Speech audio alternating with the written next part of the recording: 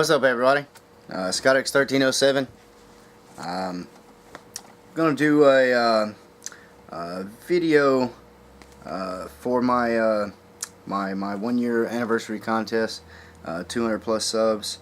I'm going to do a rundown of the answers for the questions that I asked everybody, so everybody can see the answers to the questions that I asked. And also, I want to make a little change to the contest. Originally I said contest you had to be 18 and older to enter, and I know there are a lot of under 18 viewers out there, YouTubers, a lot of good guys out there collecting comics, and I'm doing a lot of thinking. I've had a couple of messages from a couple of people, and I don't like leaving anybody out. It was I argued with myself back and forth over that to begin with, and there are a couple of books with a little mature content, but like a couple of people pointed out, they're reading Saga and stuff like that. So basically, if you're under 18 and you can get your parent or guardian, whatever, on the on camera for a couple of seconds, just saying, hey, I am so-and-so's mother, father, or guardian, and I give them permission to enter the contest and receive whatever prizes, then that'll be cool, and I'll be glad to go ahead and let you guys enter the contest. I think that'll be fair, and that'll be able to include everyone. So yeah, if you can do that in your video, and you want to go ahead and put up an entry, would appreciate it, and that'll be cool. So just get them on camera saying that it's okay. Alright, now on to the questions. The first one I asked is, everybody, what was your oldest book?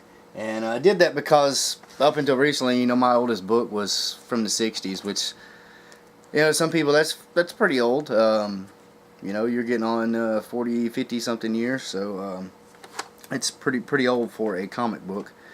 But I've been trying to get into collecting some Golden Age books. Nothing in particular, just anything Golden Age, 40s, early 50s. And at my flea market vendor, he has had for a while, he's had some funny, is what they would always call funny animal books, Walt Disney's comics and Looney Tunes up on his wall. They're priced books, and they're always $3, $4, 25% off. And like everybody else said, they've been there the whole time I've been going there, since I've been going back, which has been the past couple of years. And most of them just sit there and they don't sell. And I just got to looking at them, and I couldn't let them sit there anymore. So I'm going to start picking those up. And I picked these two up recently, and these are now my oldest two books. I have a Looney Tunes issue. Well, this little note that's with it may be right. It says it's number 124. And I know it is from February of 1952. And that is my oldest book. Late Golden Age, early 50s, but or Atomic Age, depending on who you ask. And then I have a book from 1956, which is, I guess, technically early Silver Age, but Walt Disney Comics. So that's my oldest books. Then the next question was, what was your most prized possession outside of comics? And I said basically just to kind of add a little diversity to questions and get some things outside of the comic book world that people enjoy. And I know that's a hard question. What's your most prized possession? But it's okay to show a couple, because I'm going to show a couple. I can't narrow it down to just one. Everybody has those family heirlooms and things that pass down from their parents or grandparents or whatnot that they would hold on to forever. So my things right now are my mom crochets, and she's on disability. She doesn't get out and do a whole lot, but she likes to crochet, and she does that a lot now. And usually about once a year, she'll crochet a full size, like queen size bedspread crochet blanket. And sometimes a Christmas gift or a birthday present, or sometimes it's just in the middle of the year. Here, I made this, and she made this really cool. It's Superman. It's huge. It's like I said, it's queen size. I got something stuck to it, of course. So I'm not gonna unfold it, but you can see that's the Superman S. It says Man of Steel above and below it. Man of Steel with the Superman emblem in the middle, and it's that cool Superman blue and red and yellow. There's also one here up underneath. It's another one that she made out of really nice thread. It's about the same size. This one, I'm in Georgia. We're in the South. This is a Confederate style flag blanket, but it's still cool. It's red, white, and blue. After that, then another thing given to me, it was from my dad. It's a biker jacket that he bought years ago, and he never really wore because he already had the one that was already broke in that he'd been wearing for years. He never stopped wearing that one, and he gave this to me a couple years ago at Christmas, and it's practically brand new. I've been trying to break it in. It's good stiff leather, and this is definitely something I'm gonna hold on to.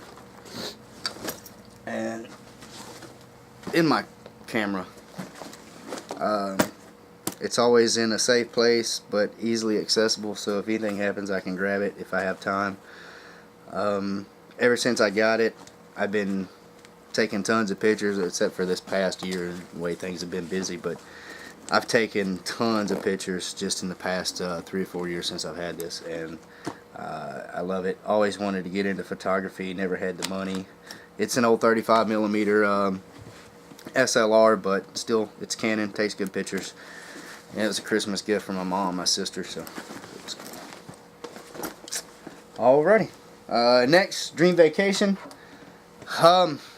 That's another tough one, because I am one of those people, I have a hard time, as you can see, narrowing things down and just picking, one from a large variety of stuff. And when you're talking about dream vacations, I was lucky enough my senior year of high school to take a trip to Europe, and we went to Barcelona, Paris, and London, and that was very cool. And we had layovers in Switzerland airport and in the airport at Amsterdam, but unfortunately that was on the way home and we couldn't get out of the airport in Amsterdam. I would really like to go back to the UK. I did not get a chance to see Stonehenge, and that is definitely on my bucket list. But I'd also like to go to Egypt, see the pyramids, to Rome, see the Colosseum, and the other Roman architecture. I'd love to go to New Zealand because that place just looks beautifully fantastic. It's Middle Earth.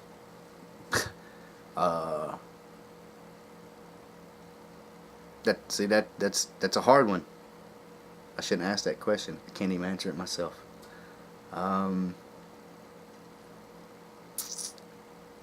Honestly, if I had to choose, it would either probably be between Stonehenge in England, UK, or New Zealand. Honestly. Okay, next, dream car. Dream car. This was easy for me. There are a lot of great cars out there. A lot of old muscle cars, new sports cars, and supercars and things that are just fantastic and awesome. But I'm trying to pull up a picture here. My favorite car has always been the I think it's a '63 split window Stingray Corvette. Let me take the camera off here for a second. See if I can show you guys this on the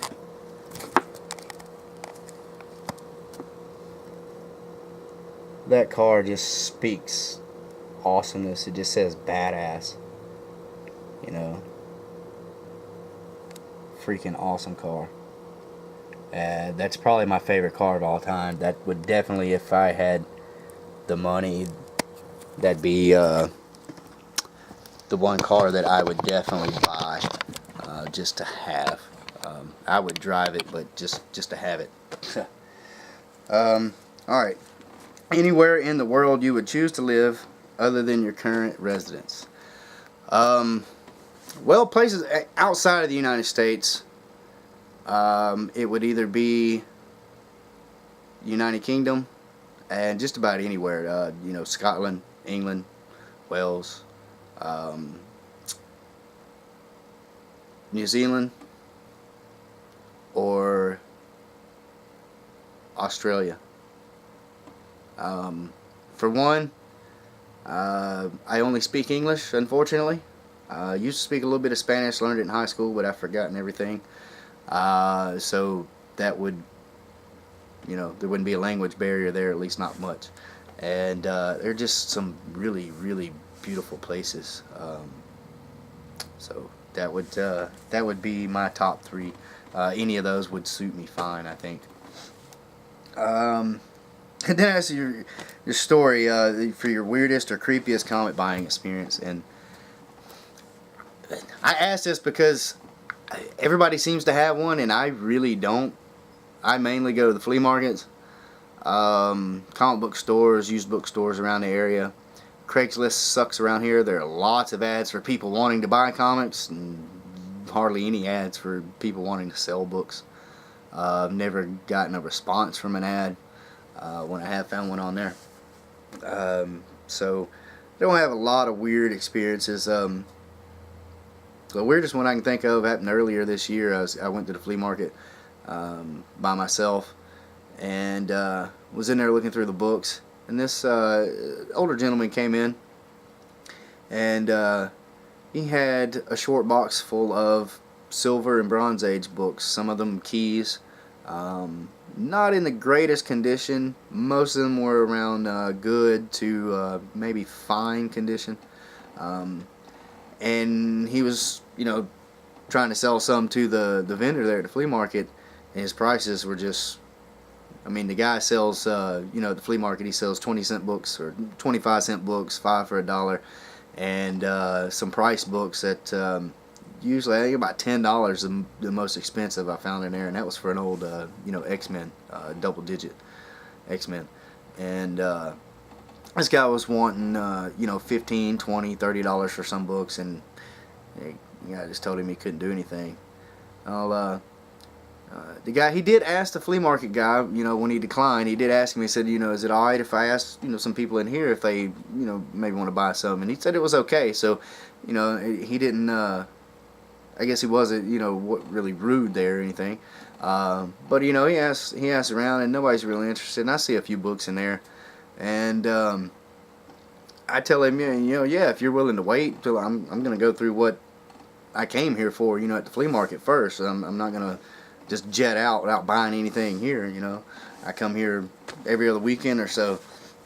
And, yeah, he waited around. I went out, got 2 books off of him, spent $20, $10 a piece. So it was still kind of within my price range.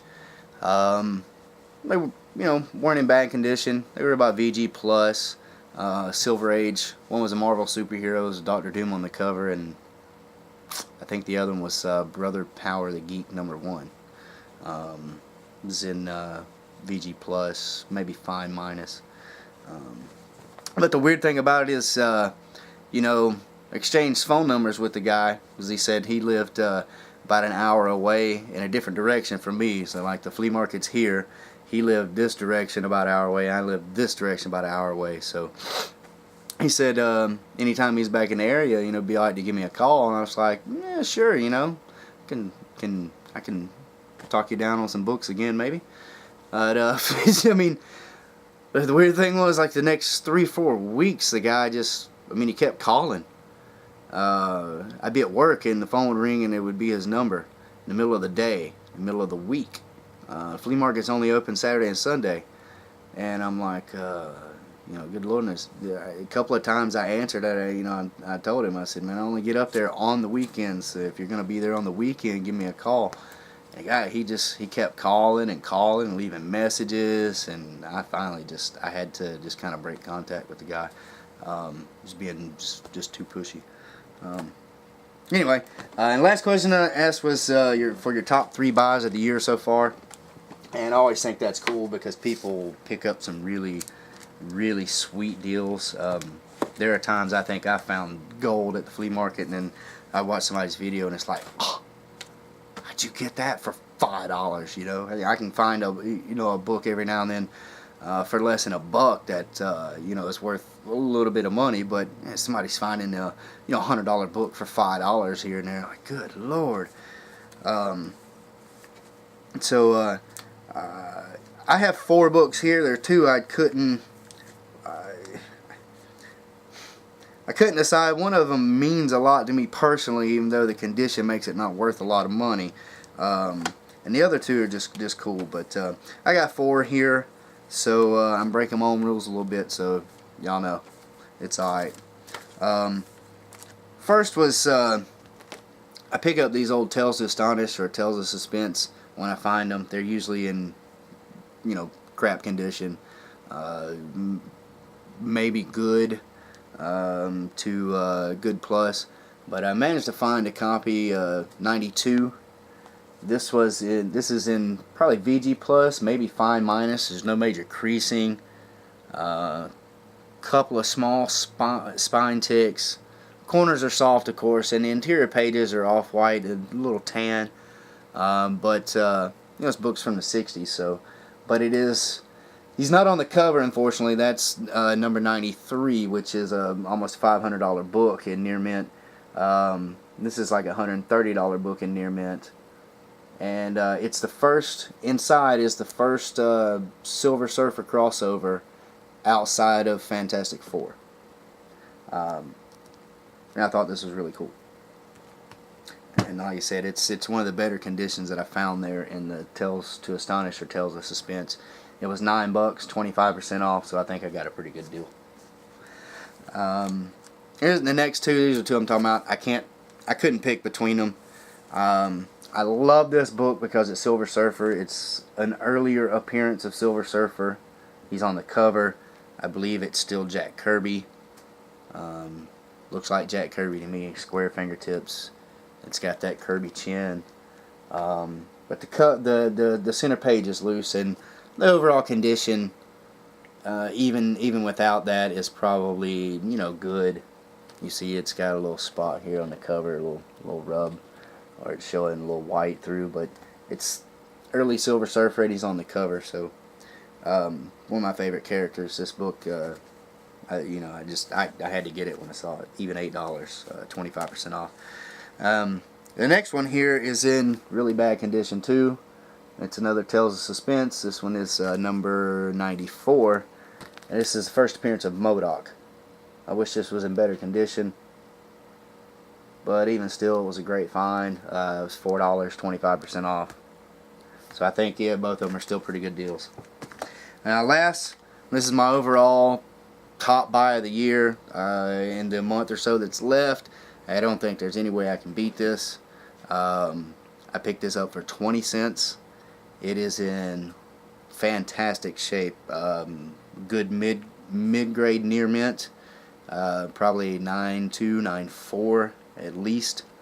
I would think, and I don't do number grades a lot. I don't ever feel comfortable, you know, with number grades, but it's in fantastic condition. NYX number 3, first appearance of X-23. I think it's like an $85 book,